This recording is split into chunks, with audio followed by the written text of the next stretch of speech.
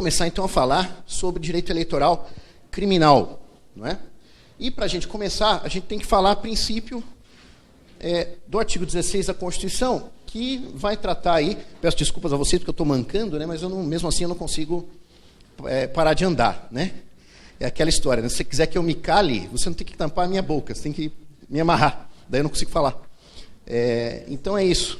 Ou aquele cara tem que amarrar a mão, né? Amarra a mão, ele não consegue falar também, né? Então vamos lá, artigo 16, né, pessoal, da Constituição, que diz lá da anterioridade da lei eleitoral. Esse princípio da anterioridade da lei eleitoral, ele diz respeito ao direito eleitoral como um todo, não é? Está lá que a lei que alterar o processo eleitoral, e aí eu já grifo aqui, não o direito eleitoral, o processo eleitoral, entrará em vigor na data de sua publicação e tem, portanto, vigência imediata, não se aplicando à eleição que ocorra até 1 ano da data de sua vigência. Eficácia diferida. Então, nós temos que lembrar que o artigo 16, ele traz a anterioridade, conhecida como anterioridade da lei penal, mas que nós vamos ver que, em verdade, ela melhor seria explicada se fosse dita como o princípio da anualidade em um dia. É uma maneira de você não errar quando você analisa o artigo 16. O princípio da anterioridade da lei eleitoral, portanto, que trata de processo eleitoral, é o princípio da anualidade em um dia. Então, nós vamos dizer que é errado falar em ulterioridade eleitoral. O princípio, aqui a palavra é anterioridade, está até errado ali, tem que corrigir. Então, é errado falar em anterioridade eleitoral. Claro que, se alguém falar anterioridade eleitoral, você não vai corrigir, né? Dizer, não, está errado, né? Em verdade, este princípio, ele é da anualidade em um dia, porque ele não é uma anterioridade pura e simplesmente. Ele tem de respeitar um limite temporal e, portanto, não é uma anterioridade simples, como ocorre no direito tributário. É uma anterioridade especial e, por isso, deve ser chamado de anualidade em um dia. A lei, portanto, ela terá vigência imediata. A lei passa a vigir hoje. Se ela passa a vigir hoje, ela revoga a lei anterior. Ela tem todos os efeitos de uma lei que passa a vigir. Todos aqui são advogados, não é? Não tem vereadores aí, ou parlamentares, enfim. É um curso de advogados, né?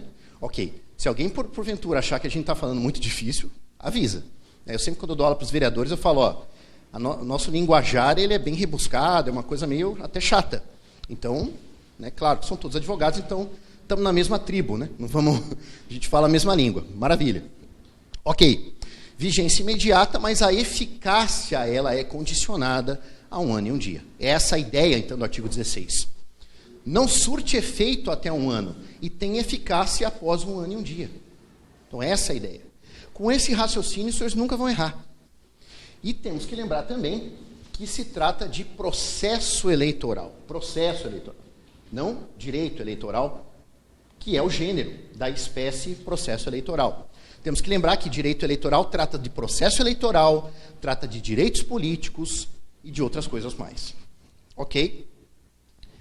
Segundo o Supremo Tribunal Federal, este artigo 16, ele é cláusula pétrea da Constituição. Ou seja, não é possível que uma proposta de emenda constitucional venha a tergiversar sobre este tema. Crime eleitoral praticado por adolescente, crime doloso contra a vida por pessoa. O adolescente não responde no juízo criminal, né? O adolescente responde na vara de infância por ato infracional equiparado a crime. Então, é evidente que haverá separação aqui. E a rigor, o que vai acontecer aqui é que a presença desse adolescente neste contexto aqui, ainda que o adolescente tenha praticado crime eleitoral, em concurso aí com algum crime doloso contra a vida praticado por pessoa, o que ocorre é que haverá também o crime de corrupção de menores, por conta do Estatuto da Criança e do Adolescente. Quando um menor é colocado, não devemos chamar de menor, né? Devemos chamar de criança ou adolescente, né? A depender da sua idade. Falar menor hoje é algo não muito bem visto, porque remete-se ao Código de Menores, que é algo ultrapassado, quando se colocava apenas as crianças ou adolescentes em situação de risco, e eram os chamados menores, eles eram estigmatizados como pequenos bandidinhos, né? Então, hoje se preza pela ideia de tratar como criança e adolescente. Aquela história do nome ser importante para alguns efeitos psicológicos na nossa nação. Então, não devemos falar menor, e sim criança ou adolescente. Enfim, infantes, algo parecido.